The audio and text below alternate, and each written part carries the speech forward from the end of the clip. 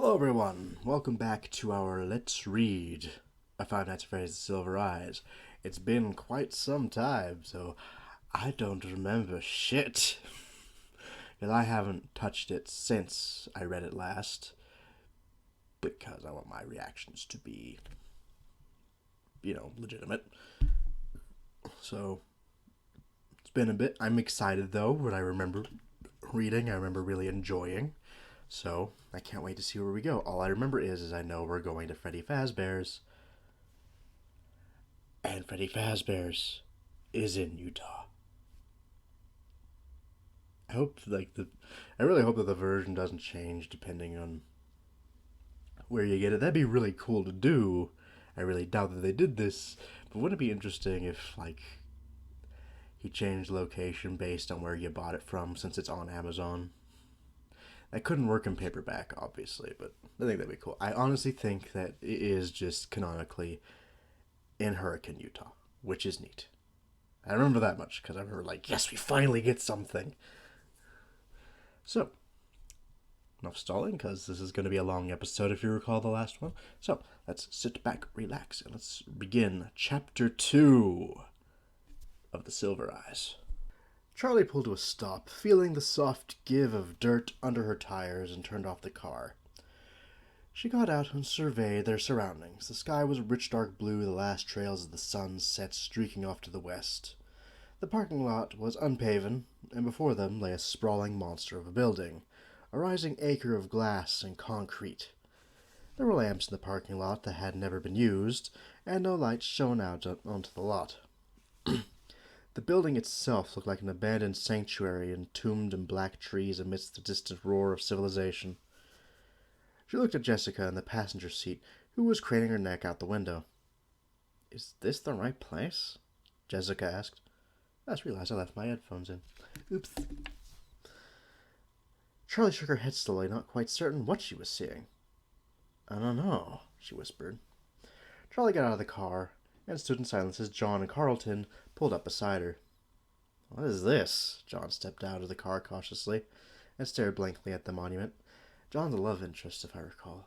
I'm trying to keep in mind because I don't remember who's who, so I gotta I know Charlie's the main girl, obviously, but otherwise I gotta play with and remember the voices.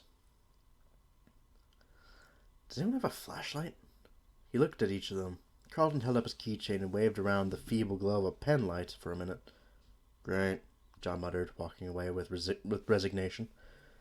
"Hold on a sec," Charlie said, and went around to her trunk. "My aunt makes me carry around a bunch of stuff for emergencies."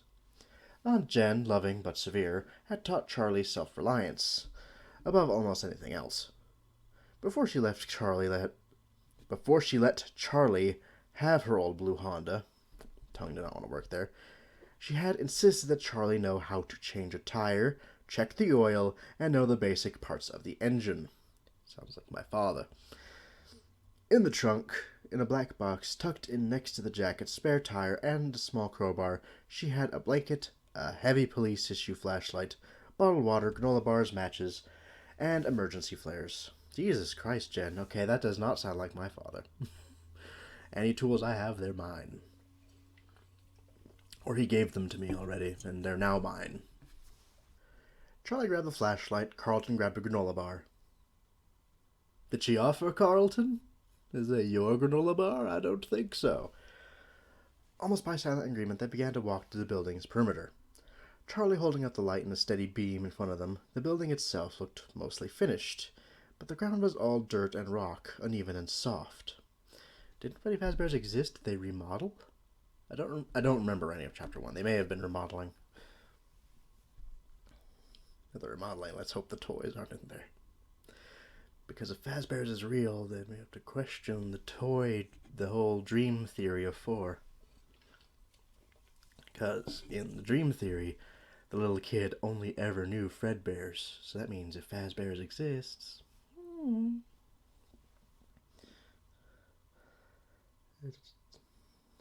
Charlie shone the light on the ground where grass had grown patchy in the dirt, inches along. "No one's been digging for a while," Charlie said, so no, they're not remodeling. I don't know what they were doing, though. The place was massive, and it took a long time to Circumnavigate. Wow, I've not seen that word in a while. It wasn't long before the rich blue of the evening was overtaken by a blanket of scattered silver clouds and stars. Sounding Hogwartsy all of a sudden. The surfaces of the building were all the same. Excuse me. Surfaces of the building were all the same smooth beige concrete with windows too high up on the wall to see inside. Did they really build this whole thing and then just leave? Jessica said. Carlton, said John. You really don't know anything about what happened? So maybe they were remodeling and then they stopped remodeling? Like they did the building, but they didn't do anything else? Which makes sense considering the whole animatronics thing. Carlton shrugged expansively. I told you that I knew there was construction, but I don't know anything else. Why would they do this? John seemed almost paranoid, scouting the trees as though eyes might be looking back at him. Silver eyes, John. It just goes on and on. He squinted, gazing along the outside wall of the building that seemed to stretch endlessly into the distance. He glanced back to the trees as if making sure they hadn't missed a building somehow. No, it was here. He placed his hand on the drab concrete fencing. It's gone. After a moment he gestured to the others and began to walk back the way they came. Reluctantly, Charlie turned back, following the group. Someone's forgetting the little foxy ordeal. They kept going until they could see their cars again up ahead in the darkness. Sorry, guys. I hoped there would at least be something familiar, Carlton said exhaustedly, looking back to make sure they hadn't missed anything. Yeah, Charlie said. She had known it would be, but seeing that Freddy's had been razed to the ground was still a shock. It was so paramount sometimes in her mind that she wanted to get rid of it, wanted to scrub the memories, good and bad, from her head, as if they had never been. Now someone had scrubbed it from the landscape, and it felt like a violation. It should have been up to her. Right, she thought, because you had the money to buy it and preserve it like Aunt Jen did with the house. Charlie? John was saying her name, and it sounded like he was repeating it. Sorry, she said. What were we saying? Do you want to go inside? Jessica said. Charlie was surprised they were only now considering this, but then again, none of them was usually prone to criminal activity. None of them were usually prone to criminal activity, I believe, but maybe my brain just isn't registering that was properly. My hair is being a fucking bitch today, dear God. The thought was a release, and she took a deep breath, speaking on an exhale. Why not? She said, almost laughing. She hefted the flashlight. Her arms were getting tired. Anyone else want to turn? She waved it back and forth like a pendulum. Carlton took it and took a moment to appreciate its weight. Why is it so heavy? He said, passing it off to John. There you go. It's a police flashlight, Charlie said absently. You can hit people with it. Is that a thing? I wasn't aware of that. It's either being a bitch or it looks like shit. I know I shouldn't be admiring myself in the camera, but by God, if it's not bugging me. Jessica wrinkled her nose. Their aunt really wasn't kidding around, huh? Ever used it? Not yet. Charlie winked and made a half-threatening glance at John, who returned an uncertain half-smile, unsure how to react. It's like, you crazy bitch. Oh. The wide entrances were sealed with hammered metal doors, no doubt intended to be temporary until construction was finished. So it wasn't difficult to find a way in, as many large mounds of gravel and sand scaled the walls, landing right up to the edges of the large, gaping windows. Not trying hard to keep people out, John said.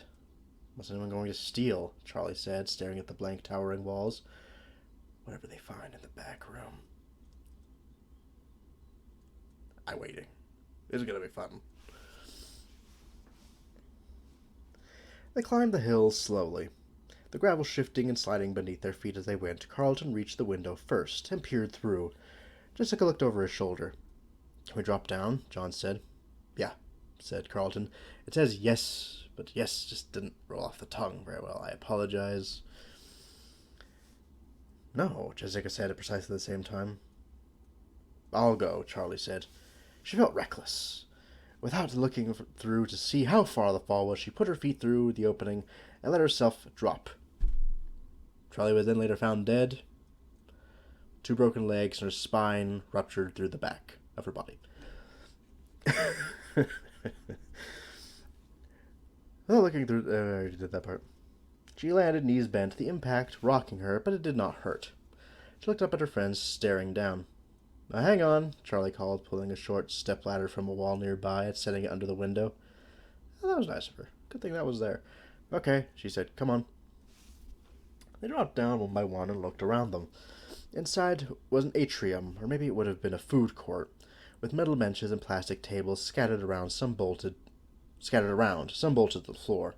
The ceiling rose up high above them with a glass roof where they could see the stars peering down at them. Very post-apocalyptic. My tongue doesn't want to do things today. Charlie joked, her voice echoing in the open space. Jessica sang a brief, wordless scale, suddenly startling all of them into silence. Her voice rang out pure and clear, and something beautiful in the emptiness. Very nice, but let's not call too much attention to ourselves, John said. Remember last time we were in here late at night? Shit happened. Right, Jessica said, still very happy with herself. As they walked on, Carlton swept up and took her arm.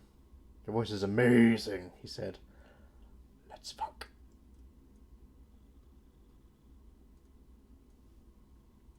It's just the acoustics, Jessica said, attempting humility, but not meaning a word of it. Little bitch. They walked the empty halls, peering into each of the massive cavities where a department store might have been. Oh, they were turning it into a mall. Right.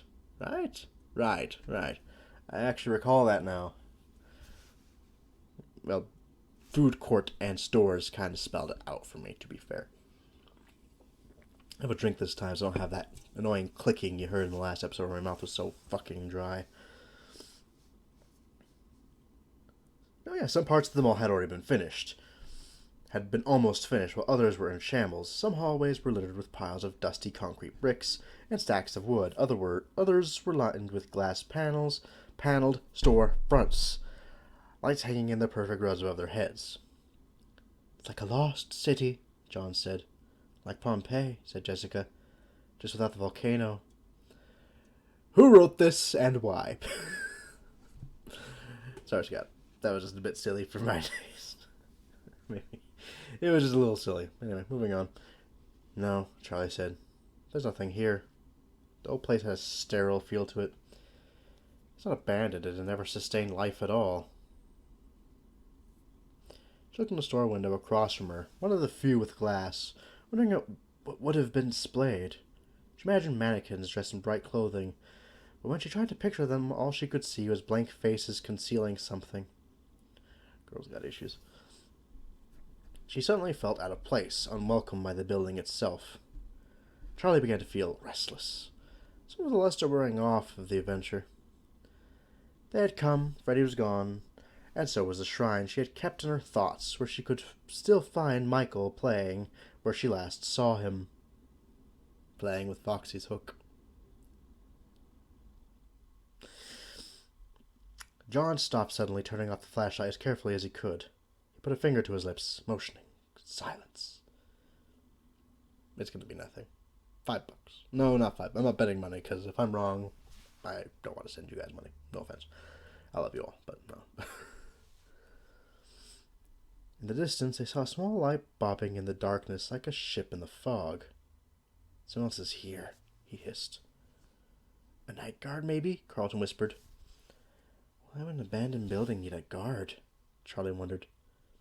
Kid probably come here to party, Carlton said and grinned. I would have come here to party too if I'd known about it, or, if I partied. It's actually in there. So whatever. Remember, Scott is Christian, so he might not have his characters be too over the edge. Maybe a little bit, just to be somewhat realistic, but otherwise.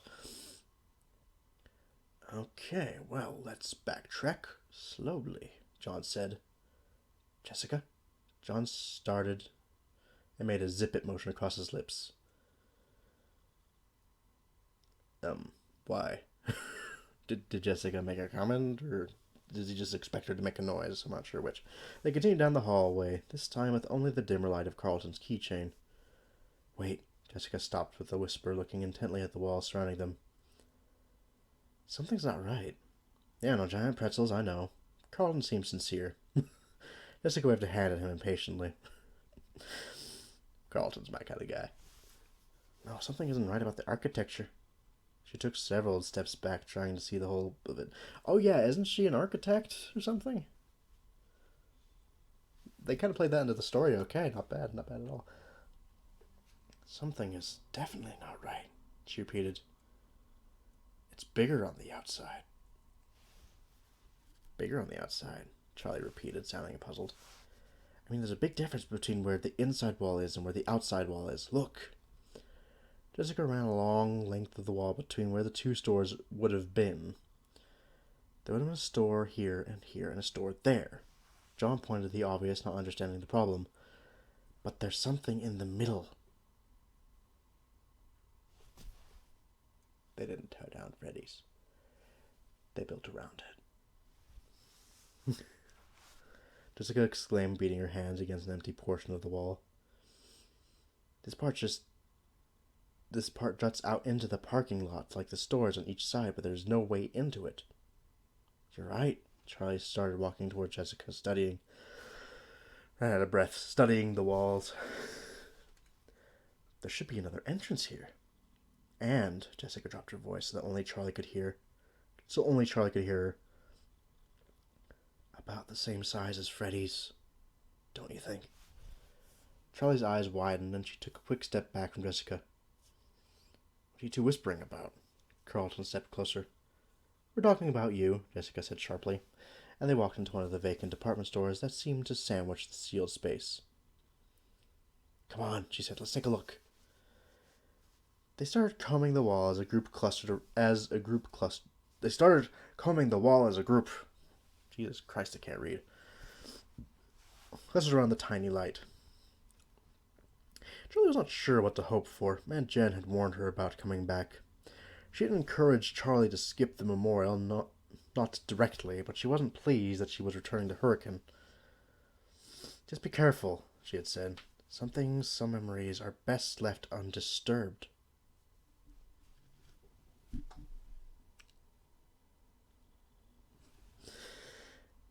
Is that why he kept Dad's house? Charlie thought now. Is that why he kept paying for it? Left untouched like some kind of shrine, but never visiting? Hey, John was gesturing wildly, running inside to catch up to the rest of them. Hide! The light was out in the hall again. Bobbing up and down. It was coming closer. I'm still not entirely sure that's a guard, guys. I mean, it could be, I guess. Charlie glanced around. They were already too deep inside the massive store to get out in time, and there seemed to be nowhere to hide. Here, Jessica whispered. There was a break in the wall beside a rig of scaffolding, and they hurried into it, squeezing past stacks of open boxes and sheets of plastic hanging from the ceiling. They made their way down what appeared to be a makeshift hallway just on the other side of the department store wall. It was really more like an alley. It was incongruous with the rest of them all, not shiny and new, but dank and musty. One wall was made of the same concrete as the outside of the building, though it was rough and unfinished, and the other was exposed brick, faded and smooth with age, the mortar crumbling, leaving chinks and holes. Heavy wooden shelves of cleaning equipment stood against the wall, listing to the side, their boards sinking under the weight of the old paint cans and mysterious buckets. Something was dripping from uncovered pipes overhead, leaving a puddle that they all stepped carefully around. A mouse scuttled by, almost running over Carlton's foot. Carlton made a strangled sound, hand over his mouth. They crouched down behind one of the wooden shelving units, pressing up against the wall. Charlie doused the light and waited. Charlie took shallow breaths, perfectly still, watching and wishing she had picked a better position to freeze into. After a few minutes, her legs started to feel numb under her, and Carlton was so close that she could smell the light, pleasant scent of a shampoo. That's nice, she whispered. I know it is, want the rest. Thanks, Carlton said, knowing immediately what she was referring to. It comes in ocean breeze and tropical paradise. I prefer ocean breeze, but it dries the scalp. Hush! John hissed. I do like the tiny little nuggets of humor they threw in. It's so Scott. It may have been so the author. I don't know. I just like the little nuggets of humor. It's fun. Sometimes it's a little silly, but that one was funny. Charlie wasn't sure why she was so worried. It was just a night guard. At the worst, they would be asked to leave, maybe yelled at a little. She had an overblown aversion to getting in trouble. The bobbing light came closer. Charlie was suddenly acutely aware of her body, holding every muscle motionless. Suddenly she could make out a thin figure leaning in from the great room outside. He shone his light in a long beam down the hallway, sweeping it up and down the walls. He's got us, Charlie thought. But inexplicably he turned and went, apparently satisfied. Lean. A thin figure, huh? Like an endoskeleton thin? Endoskeleton with fur, maybe? They waited another few minutes, but there was nothing. He was gone. They all moved slowly out of their crouched position, stretching the limbs that had gone to sleep. Carlton shook one foot vigorously until he could stand on it. Charlie looked down at Jessica, who was still hunched over, as if frozen in time. Jessica, are you okay? She whispered. Jessica looked up, smiling. Oh, you won't believe this. She was pointing at the wall, and Charlie had leaned over to see. There, etched in the worn brick, were clumsy letters almost illegible in a child's handiwork. Carlton smells like feet. You have to be kidding me, John whispered in awe, turning his face to the wall and placing both hands against it. I recognize these bricks. I kind of had a hunch when they said the other wall was old-looking bricks that it might be the wall of Freddy's. He laughed. These are the same bricks. His smile faded. They didn't tear it down. They built around it. Yeah, I had that idea earlier. John, I beat you to the punch. Fuck you. It's still here, Jessica. Jessica unsuccessfully tried to keep her voice down. There has to be a way in, she added, her eyes wide in almost childish excitement. You guys are very, very poor in your decision-making tonight. Charlie shone the flashlight up and down the hallway, playing the light off each wall, but there was no break, no door. There was a back door to Freddy's, John said. Marlo wrote that right next to the back door, right? Oh yeah, Marlo's our other friend who isn't there at the moment, but she's in town, but she's not with them right now. She's going to be in town, I think. I forget. I remember her, though. Why didn't they just knock it down? Charlie pondered. Does this hallway just lead nowhere? Jessica said, puzzled. Story of my life, Carlton said lightly. Wait. Charlie ran her fingers along the edge of a shelf, peering through the odds and ends crammed onto it. The wall behind it looked different. It was metal, not brick. Right here. She stepped back and looked at the others. Help me move it, she said. John and Jessica pressed against one side in a unified effort, and she and Carlton pulled on the other. It was immensely heavy, laden with cleaning supplies and large buckets of nails and tools, but slid farther down the hall almost easily without incident. That's good, because the rest of the night, you don't know. Jessica stepped back, breathing hard. John, give me the big light again. He handed it over and turned it back on, aiming where the shelf had stood. This is it, she said. It was metal and rusting and spattered with paint, a stark contrast to the walls around it. There was only a hole where the handle had been. Someone must have removed it so the shelf could lie flush against the door. Silently, Charlie handed the flashlight back to John, and he held it above her so she could see. She slipped around the others and tried to squeeze her fingers into the hole where the knob had once was, trying to pull it open, but to no avail. It's not going to open, she said. John was behind her, peering over her shoulder. Just a second. He squeezed himself into the space beside her and knelt carefully. I don't think it's locked or anything, he said. I think it's just rusty. Look at it. The door extended all the way to the floor, its bottom ragged and unfinished. The hinges were on the other side, and the edges were cracked in rust. It looked as though it had not been opened in years. John and Charlie pulled on it together, and it moved a fraction of an inch. "Yay!" Jessica exclaimed, almost shouting, then covered her mouth. "Sorry," she said in a whisper, containing my excitement. They took turns pulling on it, leaning over one another. The metal scraping their fingers, it held for a long moment, then came loose under their weight, swinging open slowly, with an unearthly screech. Charlie looked nervously over her shoulder, but the guard did not appear. The door opened only about a foot wide, and they went one by one until all four were through. Inside, the air changed, and they all stopped short. Ahead of them was a dark hallway, familiar to them all. "Is this?" Jessica whispered, not taking her eyes from the dark expanse. "It's here," Charlie thought. She held out her hand for the flashlight, and John handed it to her wordlessly. She shone the light ahead of them, sweeping the walls. They were covered in children's drawings, crayon on yellowing, curling paper. She started forward, and the others followed, feet shuffling on the old tile. It seemed to take forever to traverse the hall, or perhaps it was just that they were moving slowly, with methodical, deliberate steps. Eventually, the hallway opened into a larger expanse, the dining room. Goodness. It was just as they remembered. Completely preserved, the big flashlight bounced off a thousand little things, glittered, or topped with foil ribbon.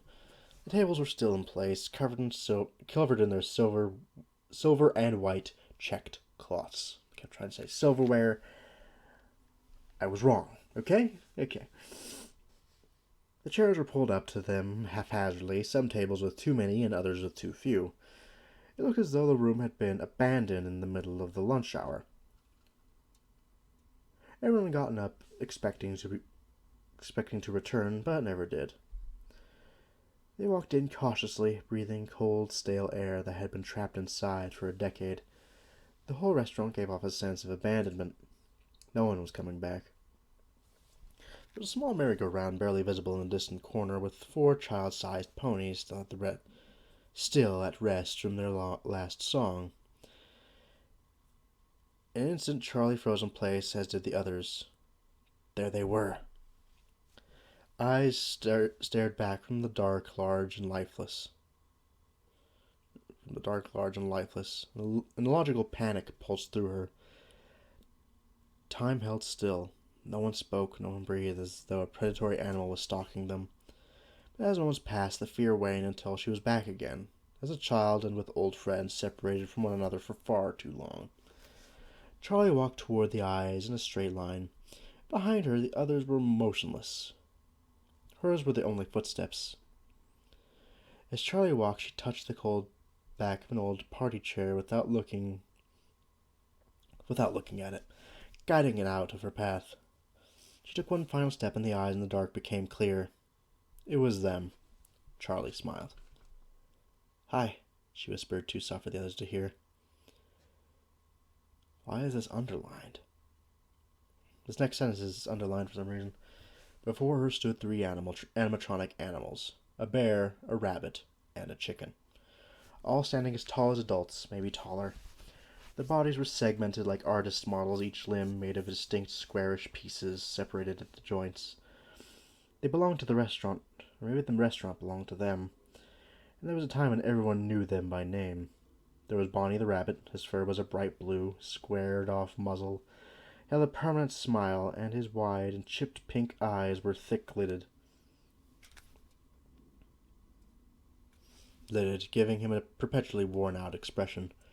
It sounds like his description in FNaF World, rather than his description for the Five Nights at Freddy's franchise, where he was more purple and his eyes did not have much color, if I recall. They may have been blue. Maybe they were pink. I don't know, I haven't played the original in a long time. And I don't recall the others much either way. And Bonnie wasn't in 3, the one I played the most, so. His ears stuck up straight, crinkling over the top, and his large feet splayed out for balance. He held a red bass guitar, blue paws poised to play, and around his neck was a bow tie that matched the instrument's fiery color. Chica the chicken was more bulky and had an apprehensive look. Thick black eyebrows arched over her purple eyes, and her beak slightly open, revealing teeth as she held out a cupcake on a platter. The cupcake itself was somewhat disturbing, with eyes set into its pink frosting and teeth hanging out over the cake, a single candle sticking out of the top. I always expected the cupcake to jump off the plate. Carlton gave a half laugh and cautiously stepped up to Charlie's side. They seem taller than I remember, he added in a whisper. It's because you never got this close as a kid, Charlie smiled at ease and stepped closer. You were busy hiding under tables, Jessica said from behind them, still a distance away. Would you and Carlton just do it already, Jessica? We all know where that's going. Chica wore a bib around her neck with the words, "Let's eat," set out in the purple and yellow against a confetti-covered background. His eyes were pink, weren't they? I know I'm kind of hung up on that, but I'm just trying to remember what he looks like, though I've always considered him to be purple rather than blue. Confetti bear and a tuft of feathers stuck up in the middle of her head. Standing between Bonnie and Chica was Freddy Fazbear himself, namesake of the restaurant. He was the most genial-looking of the three, giving no hint that he would rather be somewhere else. A robust, if lean, brown bear, he smiled down at the audience, holding a microphone in one paw, sporting a black bow tie and top hat. The only incongruity in his features was the color of his eyes, a bright blue that surely no bear had ever had before him. And not many chickens have purple eyes, not many rabbits have pink eyes. They have red eyes if they're albino. I don't know. His mouth hung open and his eyes were partially closed, as though he had been frozen in song. Carlton drew closer to the stage until his knees pressed against the rim of it. "Hey, Freddy," he whispered. "Long time no see." He reached out and grabbed at the microphone, wiggling it to see if it could get loose. "Don't," Charlie blurted out, looking up to Freddy's fixed gaze, as though making sure he hadn't noticed. Carlton pulled his hand back like he had touched something hot. "Sorry." "Come on," Jonathan said, cracking a smile. "Don't you want to see the rest of the place?" "I don't know, do you?" "Because, I know there's a certain other animatronic you're missing." They spread out across the room, peering into the corners and carefully trying doors, acting as though everything might be breakable to the touch, which you never know after 10 years of being shut down and locked away, somewhat possible.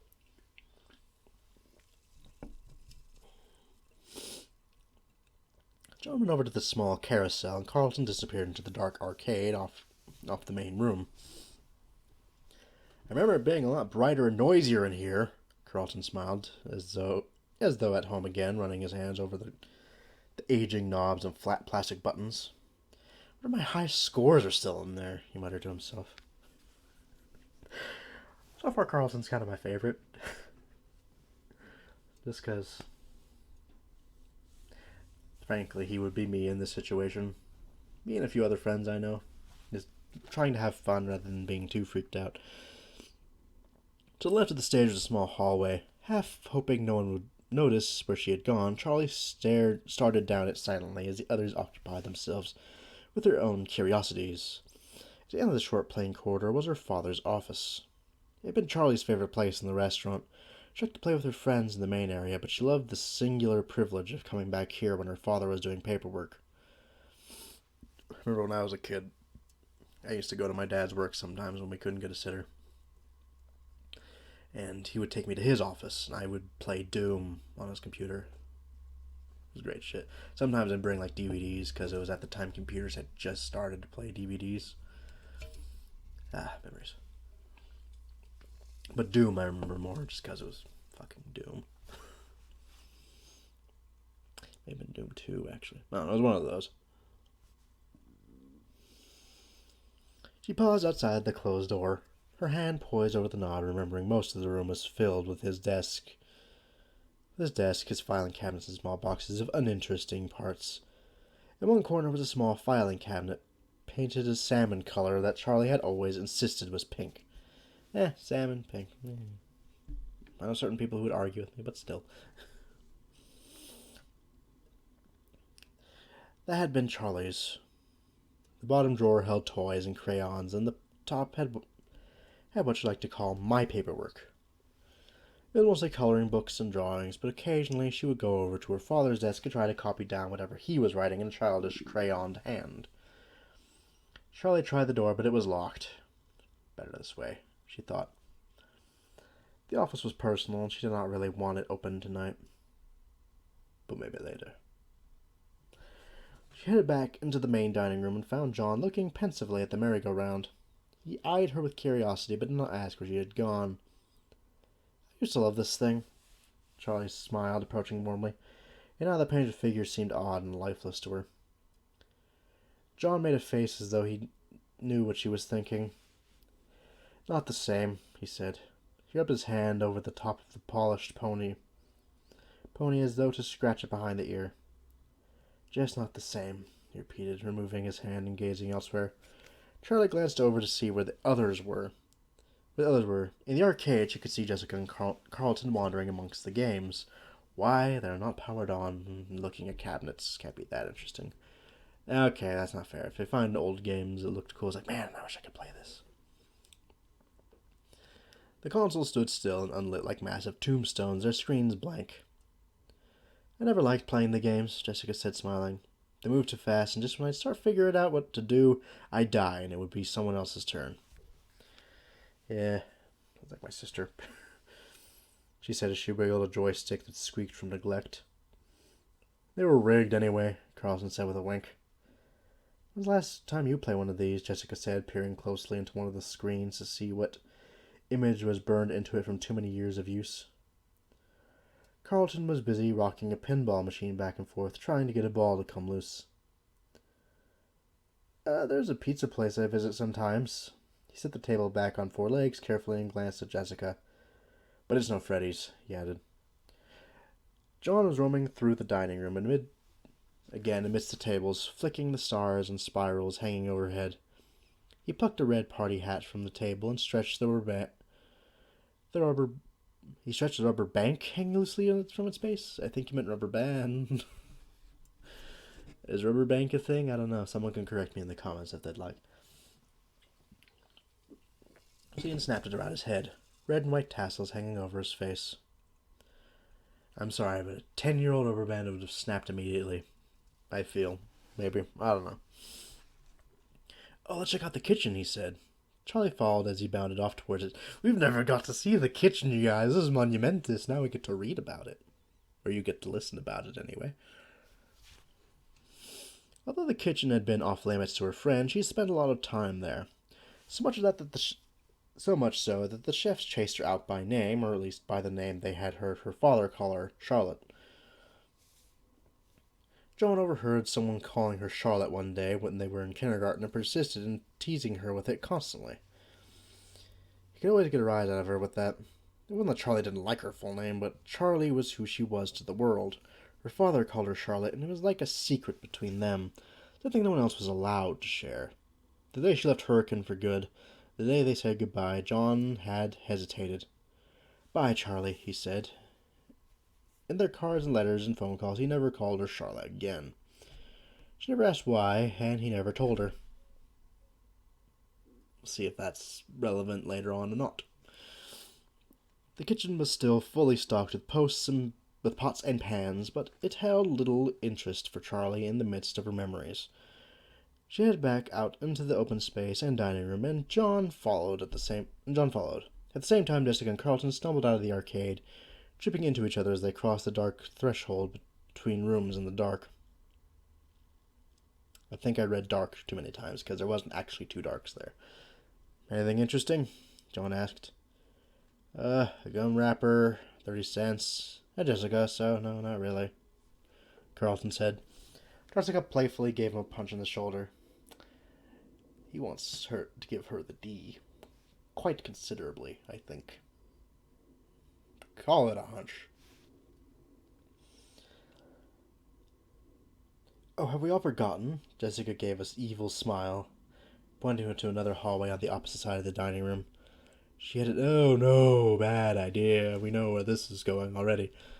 She headed toward it swiftly before anyone could answer, and they followed her. The hallway was long and narrow, and the further they went, the less the flashlight seemed to illuminate. At last the passage opened out into a small room for private parties, set up with its own tables and chairs. As they entered, there was a collective hush.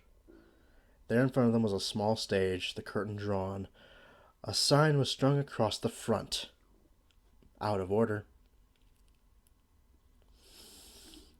It read in neat, handwritten letters. They stood still for a minute, then Jessica went up to it and poked the sign. 10 years and still out of order, she said. Don't touch it, Charlie thought. Yeah, I don't think Foxy has ever been in order. Not once. I have never seen a fully functioning Foxy. I had one birthday back here, John said. It was out of order then, too. He took hold of the edge of the curtain and rubbed the glittered fabric between his fingers. No, Charlie wanted to say again, but stopped. You're being silly, she chided herself. I like how Foxy's being kind of played as the bad guy in this. I wonder if that's going to be... or as the one no one likes. I guess no one does like Foxy, though, if you want to talk about most things. Do you think he's still back there? Jessica said playfully, threatening to make a reveal with one giant swing of the curtain. I'm sure he is. John gave a false smile, seeming uncomfortable for the first time. Yes.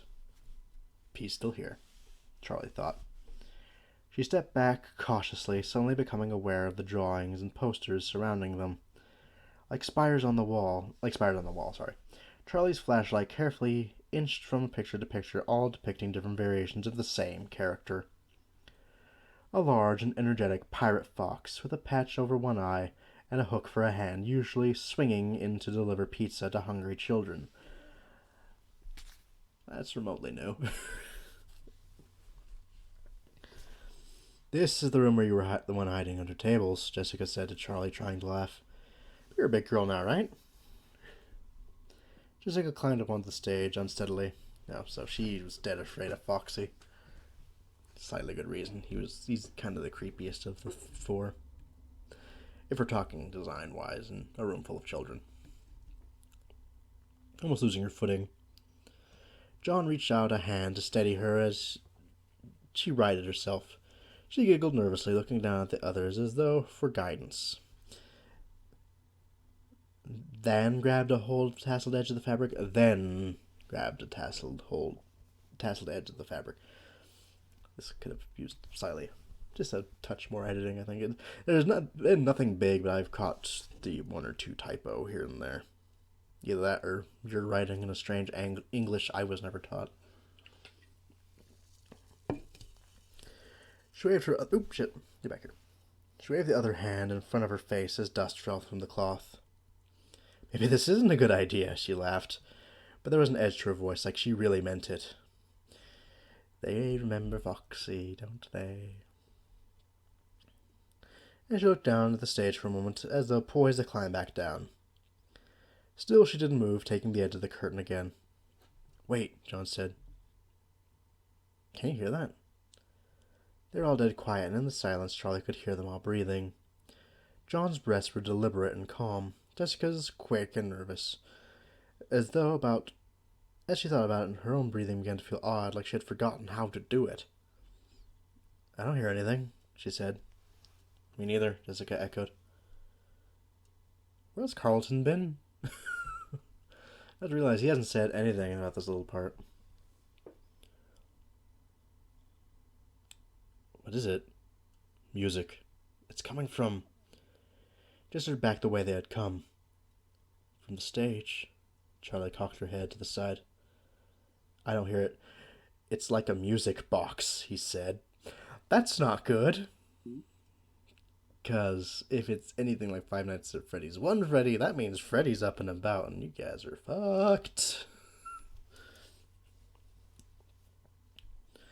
Charlie and Jessica listened carefully, but their blank expressions didn't change. It stopped, I guess. John returned his gaze forward. Maybe it was an ice cream truck? Jessica whispered. Hey, that wouldn't be so bad right now. John appreciated the levity.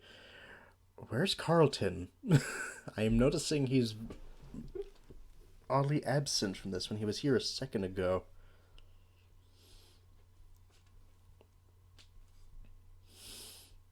Jessica turned her attention back to the curtain, but John began to hum a tune to himself. It reminded me of something, he mumbled. Did it now?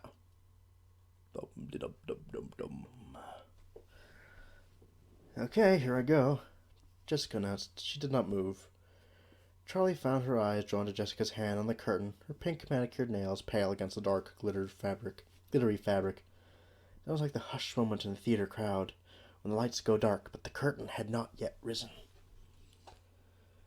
They were all still, all anticipating, but they were not watching a play, no longer playing a game. All the mirth had gone out of Jessica's face. Her cheekbones stood out stark in the shadows of her eyes. In the shadows, and her eyes looked grim, as if the simple thing she was about to do might be of a terrible consequence. It will be. Scott is cruel, sometimes. A crash sounded from the back where they came, a cascading, clanging noise ringing out and filling the whole space. Ringing through the whole space. John and Charlie froze, meeting each other's eyes in sudden panic. Jessica dropped the curtain and leapt off the stage, bumping into Charlie and knocking the light out of her hands. Where's the way out? She exclaimed, and John came over to help. Yeah, they're getting a bit of a PTSD moment right here, I think. They hurriedly searched the walls, and Charlie chased the light beam spiraling across the floor as they were all back to their feet. Carlton came trotting in. There he is. The little fucker was off doing something. Knocked over a bunch of pots in the kitchen, Carlton exclaimed in apology amid the panic. I thought you were with us, Charlie said. I wanted to see if there was any food left, Carlton said, not making it clear if he's found anything or not. Seriously? John laughed. The guard might have heard, Jessica said anxiously. We have to get out of here. They started for the door, and Jessica started running. The rest took off after her, picking up speed, and they reached the hallway until they were racing, as though something were behind them. Run, run, John called out, and they all burst into giggles. The panic feigned, but the urgency real.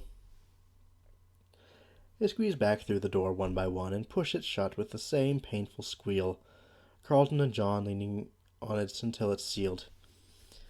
They all took a hold of the shelf, hefting it back into place and replacing the tools so that it appeared undisturbed. Looking good, Jessica said, as John tugged her arm, guiding her away. They made their way quickly but carefully back the way they came, using only Carlton's penlight, back through the empty hallways and the open atrium to the parking lot. The guard's light did not appear again. A little anticlimactic, Carlton said with disappointment, checking back one more time in hopes they were being chased.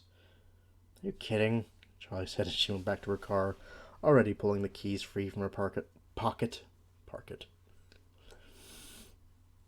It felt as though something locked deep inside her had been disturbed. She was not sure if it was a good thing or bad. That was fun, John exclaimed. Jessica laughed. That was terrifying, she cried. It could be both, Carlton said, grinning widely. Charlie began to laugh, and John joined in. What? Jessica said. Charlie shook her head, still laughing a little. Just we're all exactly the same we were. We're totally different and older and everything, but we're the same. You and Carlton sound exactly like you did when you were 6. Right, Jessica said, rolling her eyes again, but John nodded. I know what you mean, he said. So does Jessica. She doesn't like to admit it. He glanced back at the ball. Is everybody sure that guard didn't see us? He said. We cannot run him now, Carlton said reasonably, his hands resting on the car. I guess, John said, but he did not sound convinced. You haven't changed either. You haven't changed either, you know, Jessica said with a certain satisfaction. Stop looking for problems when there aren't any. Still, John said, glancing back, we should get out of here. I don't want to push our luck. See you all tomorrow, then, Jessica said as they parted ways. Carlton gave a little wave over his shoulder.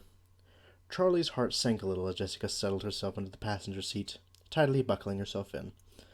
She had not been looking forward to this. It wasn't that she didn't like Jessica, just that being alone with her was uncomfortable. She still wasn't much more than a stranger, and Charlie was still exhilarated from the night's adventure, and the lingering adrenaline gave her new confidence. She smiled at Jessica. After tonight, they suddenly had something very much in common. Do you know which way the motel is? She asked, and Jessica nodded and, reached for the purse down at her feet. It was small and black with a long strap, and on the with a long strap, and on the drive to the construction site, Charlie had already seen her remove a lip gloss, a mirror, a pack of breath mints, a sewing kit, and a tiny hairbrush. Why would you need a sewing kit at that particular moment in time? Maybe she's just digging for something. I don't know. Now she pulled out a small notebook and pen. Charlie smiled. Sorry, how much stuff do you have in that thing? She said. Jessica looked at her with a grin. The secrets of the purse must not be disclosed, she said playfully, and they both laughed.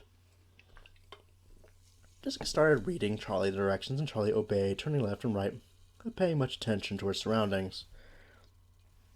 Jessica had already checked in, so they went straight to their room. A small beige box of a room, with 2 double beds covered in shiny brown spreads.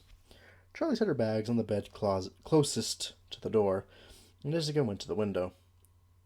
As you can see, I splurged on the room with the view, she said, and flung the curtains open dramatically to reveal 2 dumpsters and a dried-out hedge. I want to have my wedding here. Right, Charlie said, amused. Jessica's prim demeanor and fashion model looks made it easy to forget that she was smart as well.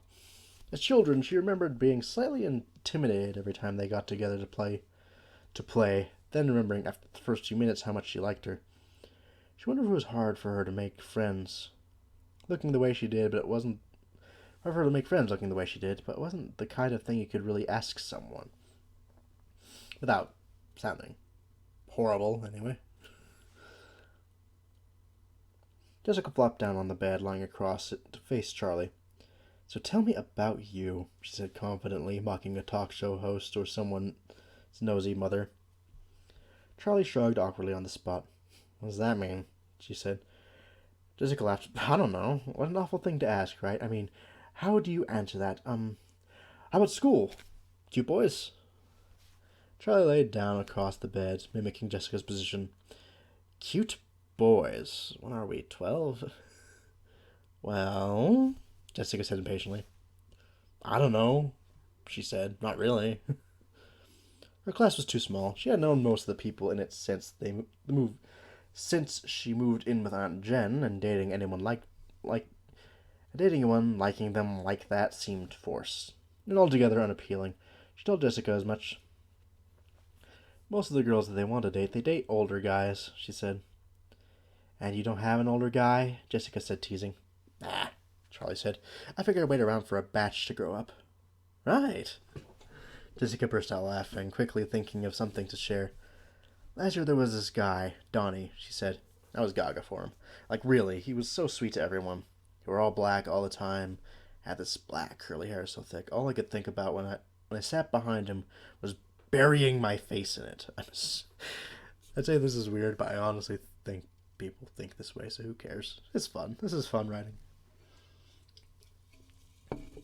I was so distracted I ended up with an A- in trig. La-di-da. He was super artistic. He was super artistic, not autistic. Can't talk today. A poet, and he carried around one of those black leather notebooks. He was always scribbling something in it, but he would never show anybody. She sighed dreamily. I figured if I could get him to show me his poetry, I'd really come to know his soul, you know? So, did he ever? Charlie said. Oh, yeah, she said, nodding empathetically. I asked him out finally, because he was shy and he was never going to ask me. And we went to the movies, made out a little. Then we went and hung out on the roof of his apartment building, and I told him all about how I want to study ancient civilizations and go on archaeological digs and stuff.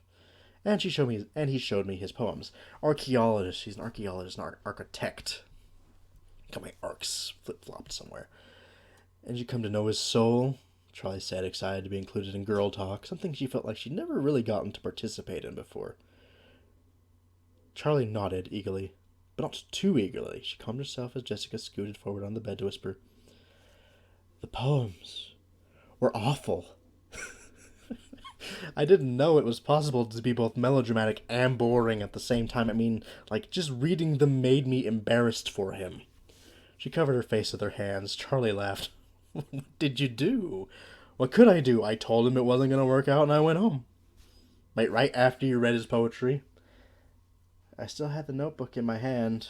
Oh, no, Jessica, that's awful. You must have broken his heart. I know, I felt so bad, but it was like the words just came out of my mouth. I couldn't stop myself. I will say the dialogue in this is superb. Like, it's just so charming and funny, and when it wants to be, it nails characters rather well. Did he ever speak to you again? Oh yeah, he's perfectly nice, but now he takes statistics and economics and wears sweater vests. You broke him! Charlie threw a pillow at Jessica, who sat up and caught it. Oh, that's fantastic. I know he'll probably never be a millionaire stockbroker instead of a starving artist, and it's all my fault, she grinned. Come on, you'll thank me someday. Charlie shook her head. Do you really want to be an archaeologist? Yeah, Jessica said. Huh, said Charlie. Sorry, I thought... She shook her head. Sorry, that is really cool. I thought I'd want to do something in fashion, Jessica said. Well, yeah. It's okay, Jessica said. I did too. I mean, I do. I love fashion, but there's only so much to it, you know? I think it's amazing to think about how people lived 1,000 years ago, or 2,000, or 10. They were just like us, but so different. I like to imagine living in other times, other places. Wonder who I would have been. Anyway, what about you? Do you remember your true name? Kingdom Hearts reference. Sorry, it was necessary. Charlie rolled over onto her back, looking up at the ceiling. The tiles were made of loose, stained styrofoam, and the one above her head was askew. I hope there aren't any bugs up there, she thought. I don't know, she said slowly. I think it's really cool that you know who you want to be, but I have just never had that kind of a plan. Well, it's not like you have to figure it out now, Jessica said. Maybe, Charlie said. But I don't know. You know what you want to do, John's known since he could hold a pencil that he wanted to be a writer, and he's already getting published. Even Carlton, I don't know what he has planned, but you can just see that there's a scheme brewing behind all his kidding around. I just don't have that kind of direction. It really doesn't matter, Jessica said. I don't think most people know at our age. Plus, I might change my mind, or not even get into college or something. You never know. You never know what's going to happen. I want to get changed. I want to get some sleep. She went to the bathroom, and Charlie stayed where she was, gazing at the sorry-looking ceiling. She supposed it was becoming a defect, her earnest refusal to consider the past or the future. Live in the present moment, her Aunt Jen said often, and Charlie had taken it to heart. Don't dwell on the past. Don't worry about things that may never happen.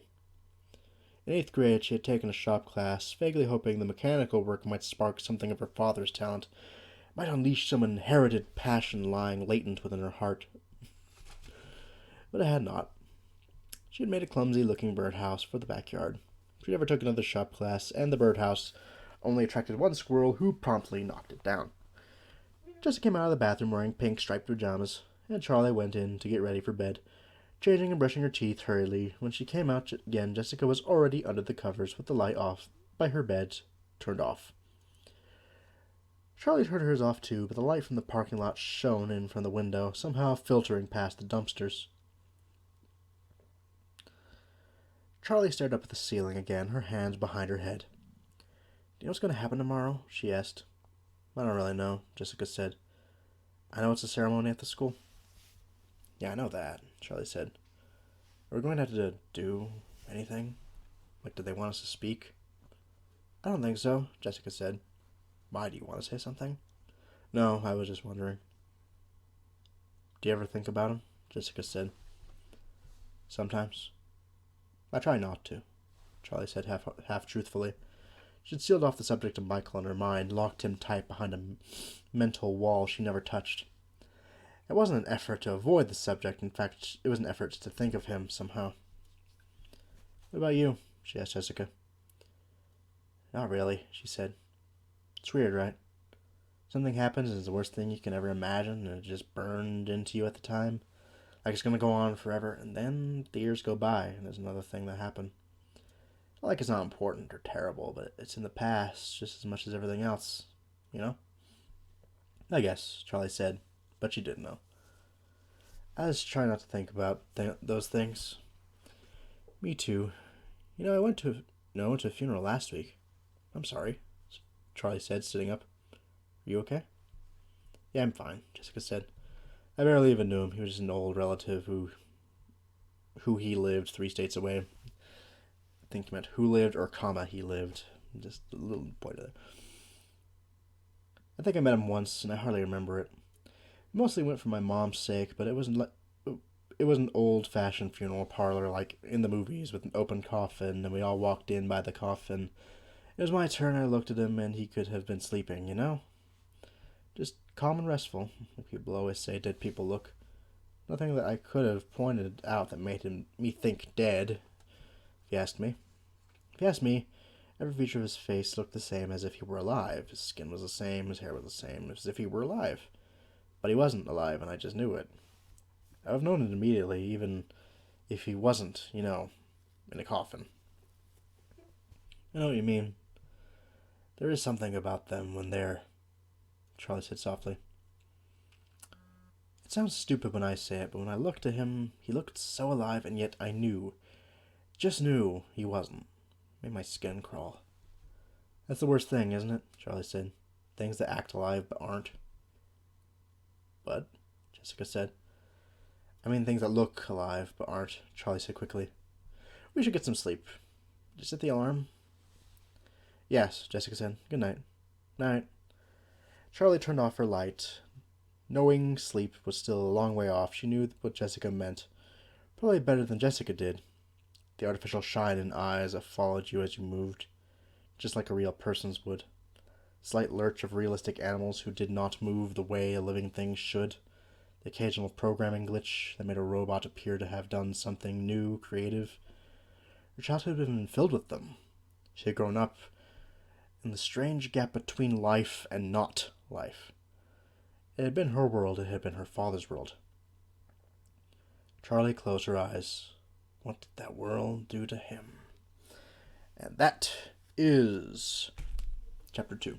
So, I'm just going to cut it there, and we'll continue next week. Hopefully, I'm not going to actually promise next week, but I'm going to work for it to be next week. But yeah, this is looking really interesting.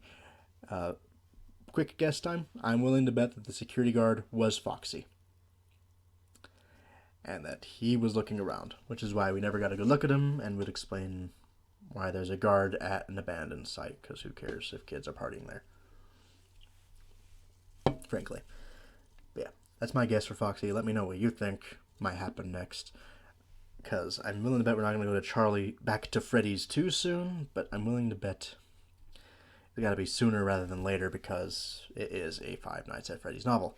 Anyway, thank you all for joining me so much today. I will be recording tomorrow's episode right after I'm done with this, so I will see you all tomorrow. You guys have a wonderful day. Leave.